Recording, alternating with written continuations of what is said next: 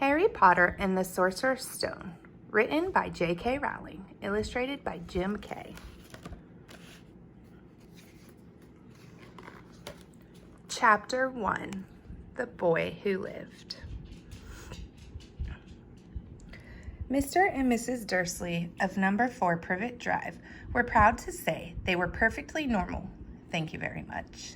They were the last people you would expect to be involved in anything strange or mysterious, because they just didn't hold with such nonsense. Mr. Dursley was the director of a firm called Grunnings, which made drills. He was a big, beefy man with hardly any neck, although he did have a very large mustache. Mrs. Dursley was thin and blonde and had nearly twice the usual amount of neck, which came in very useful, as she spent so much of her time craning over garden fences, spying on the neighbors. The Dursleys had a small son called Dudley, and in their opinion, there was no finer boy anywhere. The Dursleys had everything they wanted, but they also had a secret, and their greatest fear was that somebody would discover it. They didn't think they could bear it if anyone found out about the Potters. Mrs. Potter was Mrs. Dursley's sister, but they hadn't met for several years. In fact, Mrs. Dursley pretended she didn't have a sister because her sister and her good-for-nothing husband were as un-Dursleyish as it was possible to be. The Dursleys shuddered to think what the neighbors would say if the Potters arrived in the street. The Dursleys knew the Potters had a small son too, but they had never seen him.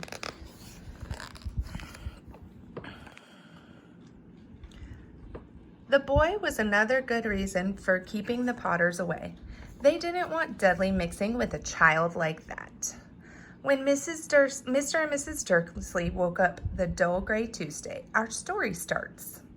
There was nothing about the cloudy sky outside to suggest that strange and mysterious things would soon be happening all over the country. Mr. Dursley hummed as he picked out his most boring tie for work, and Mrs. Dursley gossiped away happily as she wrestled a screaming Dudley into his high chair. None of them noticed a large tawny owl flutter past the window.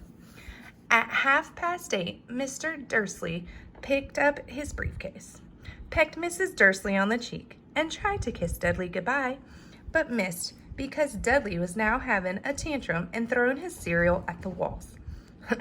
"Little tyke," chortled Mr. Dursley as he left the house.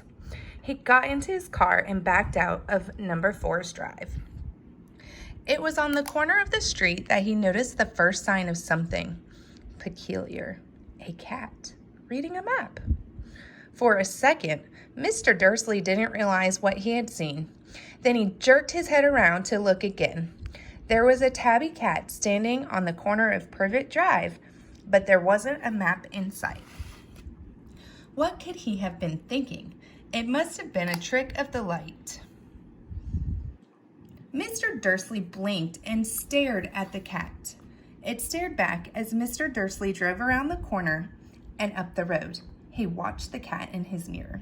It was now reading the sign that said Privet Drive. No, looking at the sign. Cats couldn't read maps or signs.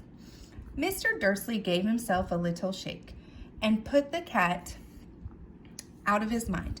As he drove towards the town, he thought of nothing except a large order of drills he was hoping to get that day. But on the edge of town, drills were driven out of his mind by something else. As he sat in the usual morning traffic jam, he couldn't help noticing that there seemed to be a lot of strangely dressed people about. People in cloaks. Mr. Dursley couldn't bear people who dressed in funny clothes. The get-ups you saw on young people. He supposed this was some stupid new fashion. He drummed his fingers on the steering wheel and his eyes fell on a huddle of these weirdos standing quite close by. They were whispering excitedly together. Mr. Dursley was enraged to see that a couple of them weren't young at all. Why, that man had to be older than he was, and wearing an emerald green cloak? The nerve of him. But then it struck Mr. Dursley. that this was probably some silly stunt. These people were obviously collecting for something. Yes, that would be it. The traffic moved on, and a few minutes later, Mr. Dursley arrived in the Grunnings car park, his mind back on drills. Mr. Dursley sat with his back to the window in his office on the 9th floor.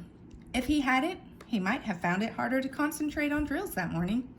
He didn't see the owls swooping past in the broad daylight, though people down in the street did.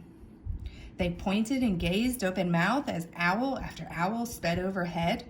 Most of them had never seen an owl even at nighttime. Mr. Dursley, however, had a perfectly normal owl-free morning.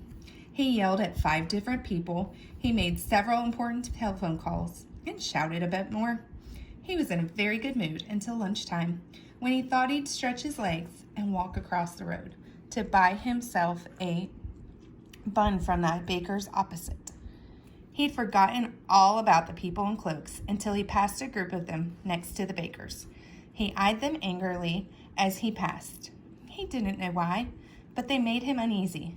This lot were whispering excitedly too, and he couldn't see a single collecting tin. It was on his way back past them, clutching a large donut in a bag, that he caught a few words of what they were saying. "The Potters! That's right! That's what I heard! Yes, their son Harry!" Mr. Dursley stopped dead.